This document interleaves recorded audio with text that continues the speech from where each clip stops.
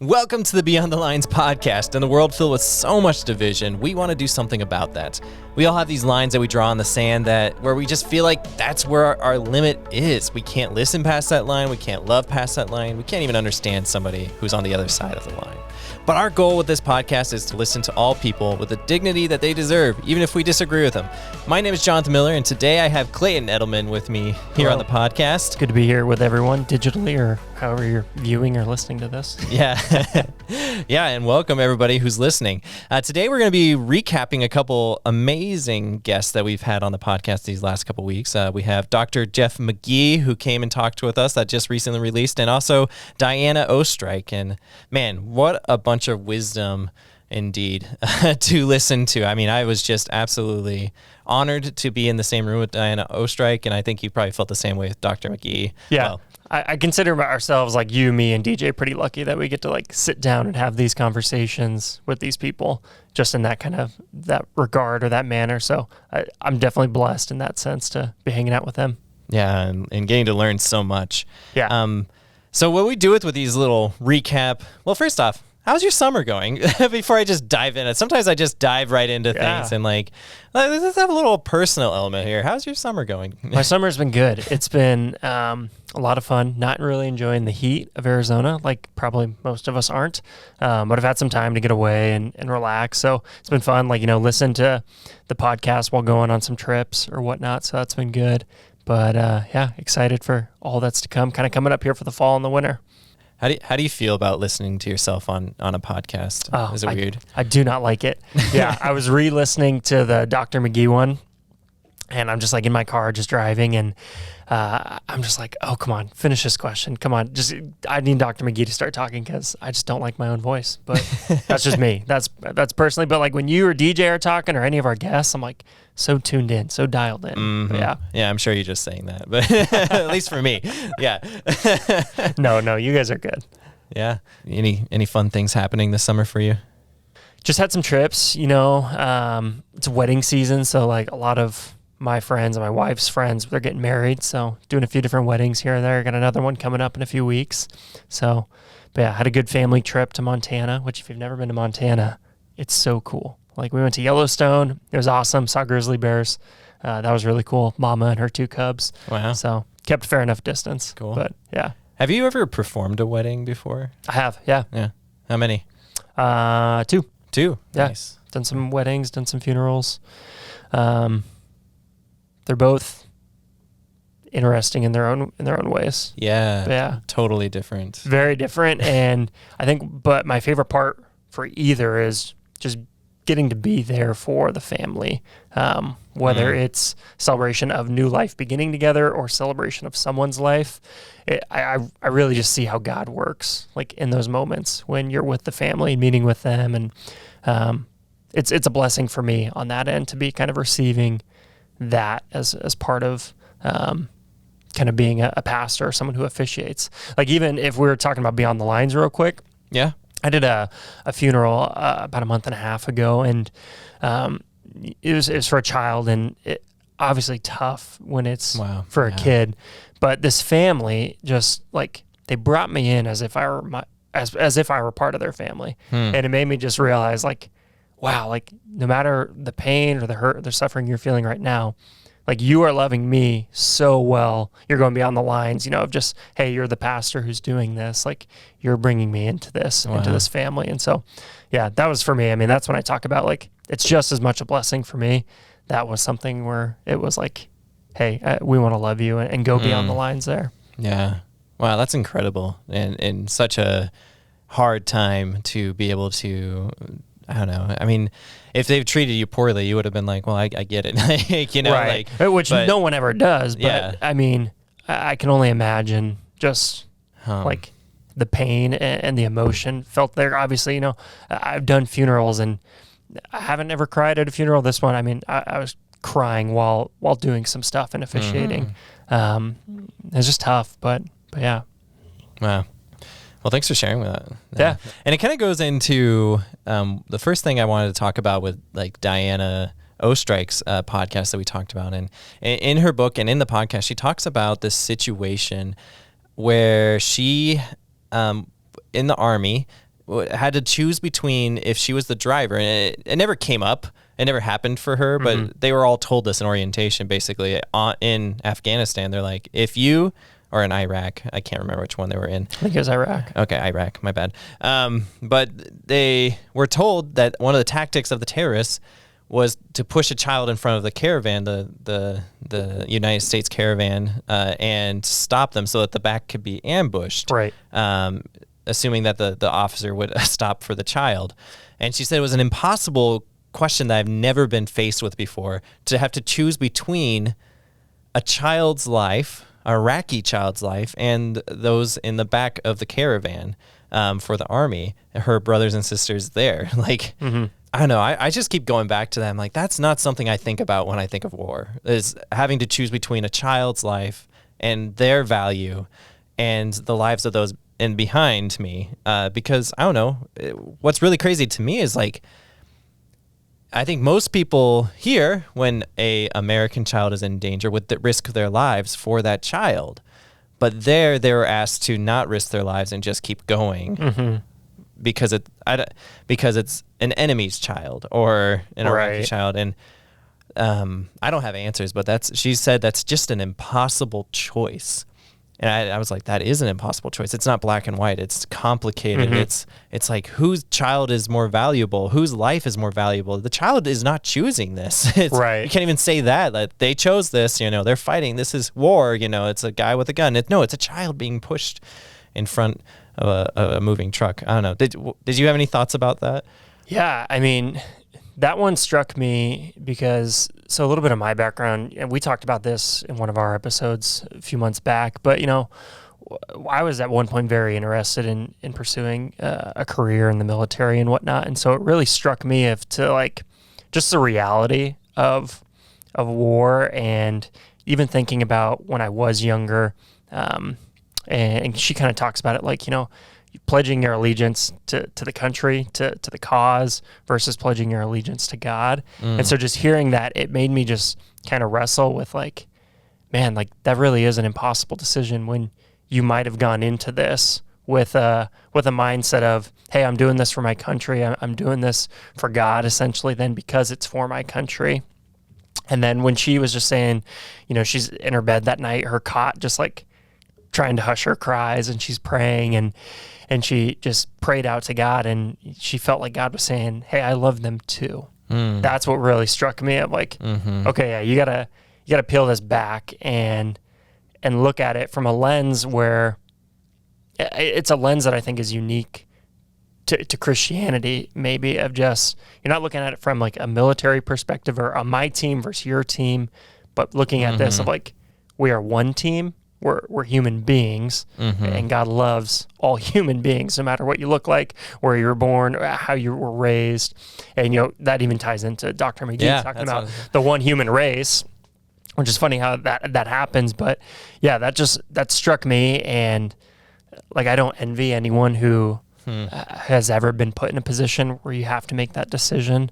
It's just like when she was saying it's an impossible decision, I'm like, yeah, that is. Like, I don't know what I would do, and I hope I know that I would do the right thing, but even then, it's like... But the question is, what's the right thing? That's the impossible choice. Yeah. It's like, some people say this is the right thing. Some people say this is the right thing, and both would have like a moral like reason for that, and a ground and logical argument for why this or that is the right thing. It's like, that's what makes it impossible.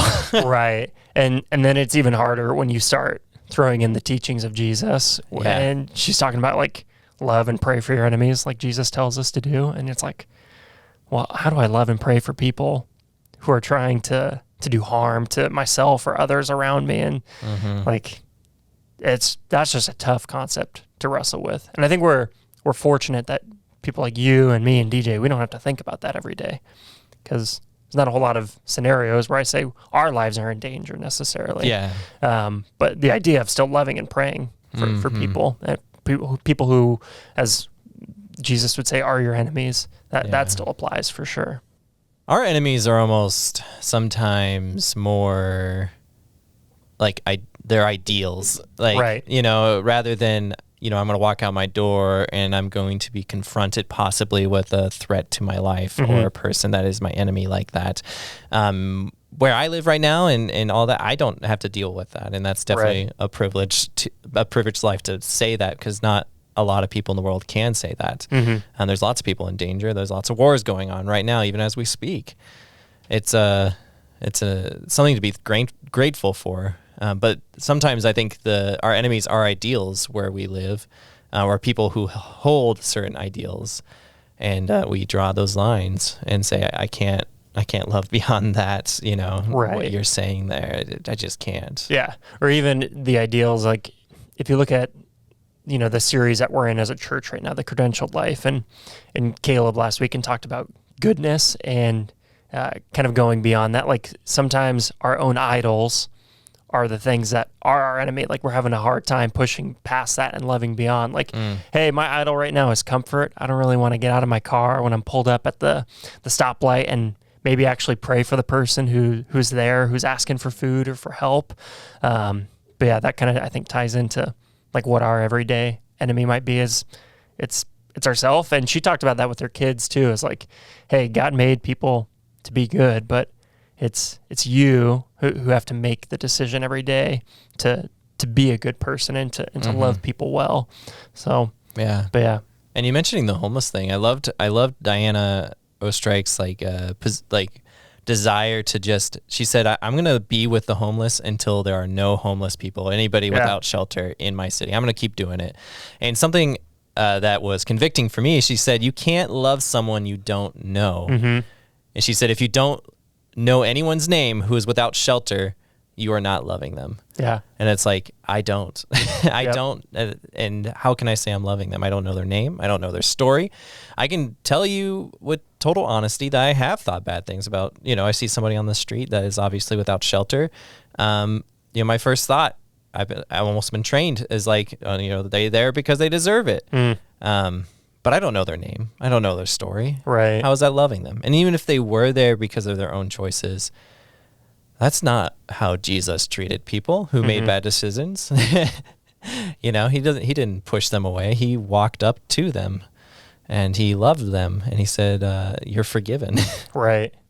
Yeah. I think when she was talking to just like about her lifelong commitment, which I hope and I pray that homelessness ends before her life ends, because that would be the best thing. But I honestly don't think it will, which is unfortunate.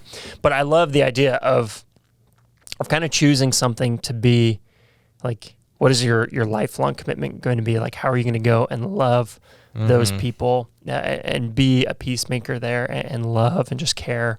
And that's got me thinking like, okay, what's the thing for me? Right. And I've got ideas, I think I've talked about some of them on the podcast here before, even with kind of the Dr. McGee thing, talking about the idea of my wife and I kind of choosing where we live and loving our neighbors. Like that's kind of my big forte right now. And I mean, that's cool.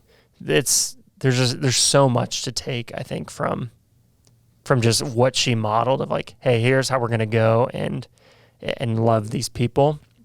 And what I love too is that she's bringing her kids into this. And she's talking about how they're serving together and going and doing these things. And she made the funny comment, which you and DJ laughed about, like how your kids can kind of be the talking point or the icebreaker for when you go and be with people. But regardless of the fact, it's so cool that she is bringing a new generation of believers into this and saying, hey, here's how we're going to actually go and love people, which I think is so important. And something here at Central that we value is the future generations and the next generation. And so it's got me thinking about like, okay, down the road when kids come into play, like how do you start bringing them into this and teaching them to love well like that? So, but yeah. Yeah, I mean, it's so important because we can say what we believe all we want. We can say that we like people or love people all we want. Right. But if our kids never see us actually doing it, especially to people maybe we're uncomfortable around, they're going to think, they're going to grow up and be like, this might not actually be true because I never see it acted out. I mean, you can say words all you want. It's until the action is there. And it could be as simple as, I guess it's not simple, but it is simple, of devoting your life to the homeless until they're all with shelter. They have shelter, and being there and knowing their names. And she said she goes to the homeless shelter with her family, and she does that because that's what they've committed to do. She's not trying to solve all the world's problems because not many singular humans can do that, but she can be a part of a solution. And if everybody did that, how incredible would that be? If every person did that, who had the means to, just going beyond even just donating money, like donating your life to something, Right. Yeah. Well, and it makes me think, just when she's talking about like, hey, this is what I do with my family. And it just makes me think about, faith without action. Like, what's it good for? Nothing really. It's worthless. And so when it comes to actually like putting your money where your mouth is and saying like, no, like I want to love these people and I want to get to know them. I think that brings everything up to the forefront a little bit more of like, like God is calling me to love someone, or for every person, their just cause or that group or whatever activity it is they might pour time and energy and effort into is different for everybody. But I think it's a good call to action and a good reminder for us as believers. Like, no, let's actually go and be the church rather than just saying, yeah, like I'm a Christian. I believe in Jesus and what he did on the cross for me, and I put my faith in that. But other than that, like, I don't know if I want to do anything, So it's challenging, and it's also encouraging, I think, for even like someone like me to just listen to the conversation and what she's talking about. Yeah. And something another thing that really stuck out to me, and she just kind of said it and then kept moving on. Right. But I really, it hit me. She said, when she first was, drafted and headed over to Iraq, she said that something along the lines of that, I had a poverty of perspective. And I was like, that's really good. Because sometimes we think poverty only being in these monetary means. Yeah. And I think all of us have some kind of poverty in our lives. It might be spiritual poverty. It might be a poverty of perspective. Right. Where we think that, there's only one good perspective. It's mine. And there are no other stories you might have a different story than mine, but mine is the best perspective. And I think most of us would say that we don't say that out loud.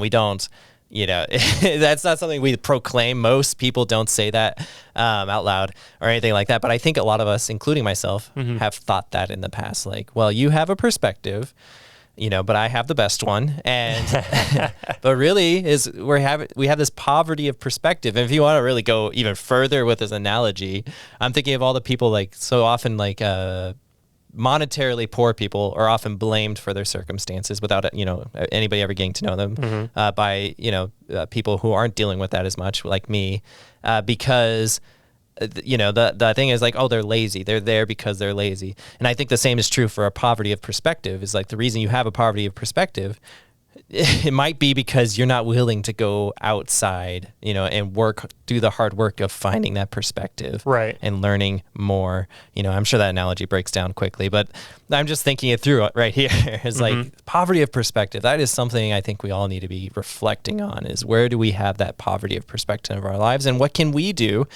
to fill that void? And we don't have to change our minds. We don't have to be a different person. Those are not requirements. But I think a requirement of getting more perspective is listening. Yeah. You don't have to forsake everything you ever knew, but it is a requirement to listen in order to get out of that poverty of perspective. Right. Yeah. And well, when you talk about poverty of perspective, it makes me think about what I tie into perspective as well as experience. And Dr. McGee, we talked about like, hey, can you just explain maybe some of the things that you've gone through where you've experienced racism? And as he was sharing stories of, being stopped when he was a kid with his brother, in the neighborhood that they were living in, or being pulled over one night and, guns were drawn and they're handcuffed, and just for speeding in the neighborhood when they weren't. And even talking about when he was at the jewelry store with his friend who is white, and how when they walked in, that security started, or the store employees started to follow him versus her. It made me start thinking about my own experiences and how I have a poverty in a sense of what he's gone through. I think about even too, just an example from my teenage years, and it wasn't a smart one, a decision I made, but I was driving home one night and I saw some commotion in my neighborhood, some police cars and a chopper, and I'm like 16 or 17. I'm like, what's going on? Like, it's kind of in my neighborhood. It's on my way home. Like, let's stop by and drive by it. And drove by and was stopped by the cops. They're like, what are you doing here? I'm like, oh, I'm just on my way home, wanted to see what's happening. And so they looked at my license. They saw, I lived 2 doors down. All right, just go home. But I think about that. And as Dr. McGee was sharing those stories, that story came up in my mind. And I'm thinking, holy smokes, if it weren't for the lack of melanin I have, or, if I were darker skinned, that whole experience could have gone completely sideways and been a completely different story. And, I thank God that nothing happened, but it made me realize, I am lacking a poverty, or, I am poor in the sense of I don't have experiences like Dr. McGee where I've experienced racism in the ways that he has. And what I want to say is no one deserves undergoing, an experience that is racist in nature. Absolutely no one, no matter how you look. But the sad reality is that we can't always control what other people do to others. So it will happen. And he said that. He said, I've experienced racism my entire life, and I probably will until the day I go home to Jesus.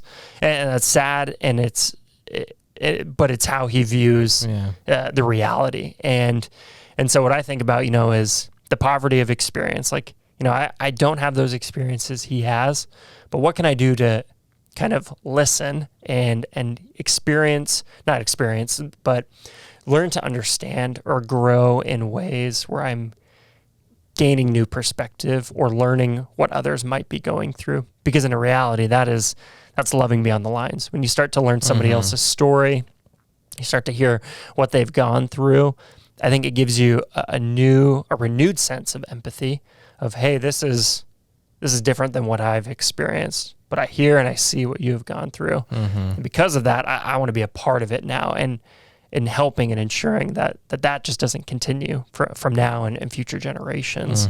So that's kind of a long tangent, but that was just something that really stuck out to me after my conversation with Dr. McGee. And he said a couple really profound things. I mean, he said lots of profound things. And he said, one of the main points he really hit on, I think, during your guys' interview is that a part of what is going on right now, and it's pretty much a direct quote, is that people learn about racism from people who have not experienced it. Right. And I was like, I've never thought about it that way, and he said, it's crazy to me that he had to say the statement, I'm not making these things up. These actually happened to me.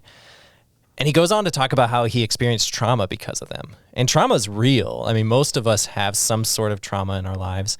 And it can be, for me, I could just think of a simple one, like how my bike was stolen from my apartment. It was on my balcony right outside my front door. And I had chained up and everything. It was stolen. It's gone. It was a great bike.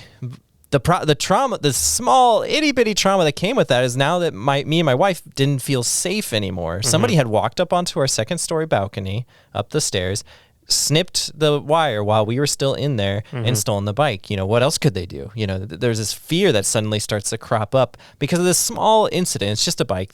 I never saw them. They didn't do anything to me at all. I didn't have any interaction with them. Just the fact that and if anybody's ever had their house broken into, their car broken into, that your sense of safety is stolen from you along with it, if you're there or not. And that's a type of trauma. And that's I have other instances of trauma in my life I could point to. But sometimes it's almost like there's a sense of like, you've experienced racism, but just get over it, But no, this is trauma. This is real life experiences. And if we can just try to pick something out in our own lives, something as simple as getting your bike stolen, and say, wow, that affected how I viewed the world, how I viewed other people. Any person outside there could have been one of my neighbors could have stolen it. Could have been the maintenance guy. It could be just some random guy on the street who saw it. And I don't know, now I'm afraid of everybody a little bit. Like I can't put anything out on my balcony anymore. Or somebody might break into, maybe I need to put extra locks on my door. These are all thoughts that went through my head over a simple matter. I'm not being pulled over. I'm not having guns drawn on me. I'm not for no reason. It's like, I still don't have that perspective because I haven't experienced it. But if I could just draw these lines where I'm like, I'm connecting things where like he has experienced trauma and it affects the way he lives. It affects his sense of safety, and it's real. Yep. It's not made up, and it's not something you can just instantly get over. Anybody who has studied trauma and psychology knows that trauma is not something you just instantly get over. Mm-hmm. It's crazy. Yeah. Well, and I think, Dr. McGee didn't talk about it, but when you do go through something, like, whether it's your bike being stolen or someone says something that is racist, you start building these walls, right? Like, and you like this layer of distrust just kind of starts to come up, and you're, someone knocks on your door at night, like, okay, hey, why are you here? Like, are you the guy that stole my bike? Or, maybe these thoughts start coming up. And in a sense, like when you go through traumatic experiences, you start to build up you have the potential to build up distrust and to build these walls and say like, hold on, I'm going to push you aside for a sec. I'm not going to maybe trust who you are right away, or I'm not going to, engage with you fully, which in a sense, when you do that, that's creating the line, right? And you're not moving beyond that. And so what I was saying, Dr. McGee didn't say, and I think obviously in the work that he does and being an advocate and an educator on the topics of race, when he's talking, what he's doing, I don't think he's created a line where he says like, oh yeah, people have been racist to me and they've done these things. He's like, no, like, here's my experience. Here's what happens. He actively invited people to email him back, and he gave his email. That was of his own volition. He doesn't have to do that. And he says he'll get coffee with you, anybody. Totally. And like, that's incredible to me. What a guy. Yeah. Oh, and I think that like that is a model of how you maybe, you've gotten the short end of the stick. You've not been dealt the fair hand, if it's someone being racist to you or stealing your bike, like whatever it is, like you don't want that to happen to you. And so Dr. McGee's had this happen, but he's saying, no, hey, like I'll still engage in a conversation and work with you through these things and just have an open dialogue about it. I think that models what we're trying to talk about here on the Beyond the Lines podcast of, hey, let's begin to have these conversations. Let's see a perspective beyond our own, and let's learn to grow out of that and see how we can become more unified in a sense of, what McGee was talking about. Let's be one human race, actually. Yeah, absolutely. I mean, he said something that he finds really valuable is just sitting down at a table and being able to listen to people from different perspectives. Yep.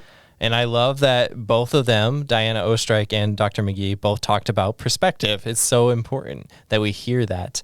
Dr. McGee also said that there's value in discomfort. And we talked about that today too. So, and we've talked with, Pastor Cal Jernigan when we first started this, and how our lives, we can make them into these small circles where, that's all we experience. And it's a type of poverty, if I, keep bringing that analogy up. It's that poverty of perspective where we don't get to understand other people's lives and their world and where they came from and their culture and all these different things. And we can limit ourselves. And I think it limits what we're created to be. We're limited in our knowledge of God because we're all made in the image of God. And so in that case, we're all like maybe little puzzle pieces that the more the pieces we put together, the more we get to see the face of God. Right. Because none of our faces are exactly God, but it's a piece of it. None of our experiences are and thoughts and talents are exactly God because he's so much more, but we're a piece of it. So every piece we get to put together is another piece we get closer to seeing God's face, kind of cool. Even like Cal talks about in our early episodes, like it's a disservice when you just decide, hey, I'm just going to live in my bubble. I'm not going to really go beyond it, or I'm not going to have these conversations or talk with other people. And I don't know about you. I don't want to live like that. Yeah. I don't want to just kind of be okay with complacency and say, yeah, I think I've loved enough for today. I'm not going to love anymore. I'm good.